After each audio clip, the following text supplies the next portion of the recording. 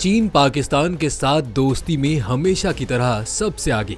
10 lakh dollars की मालियत का पाकिस्तान को तोहफा। डीजी महकमा मौसमियात महर साहबजाद खान के मुताबिक चीन ने पाकिस्तान को आसमानी बिजली गिरने की पेशगी इतला देने वाले 25 मौसमियाती डिटेक्टर्स का तोहफा दिया है। इससे मुल्क भर में जानी और माली नुकसान से बचा जा सकेगा, खुसूसन थरपारकर जैसे इलाके में ऐसे वाकयात से बचा जा सकेगा। उनका कहना था कि चीन से 14,000 किलोमीटर रेंज वाला रेडार भी हासिल कर रहे हैं। इन आलात की वजह से कुदरती आफात की बरवक्त निशानदही कर सकेंगे। डीजी महकमा मौसमियात का कहना था कि पूरे मुल्क में मौसमियाती डिटेक्टर्स नस्ब कर रहे हैं।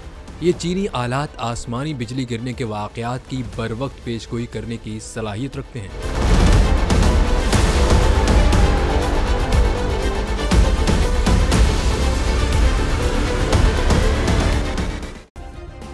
सब्सक्राइब करें और बेल दबाएं ताकि कोई खबर रह न जाए।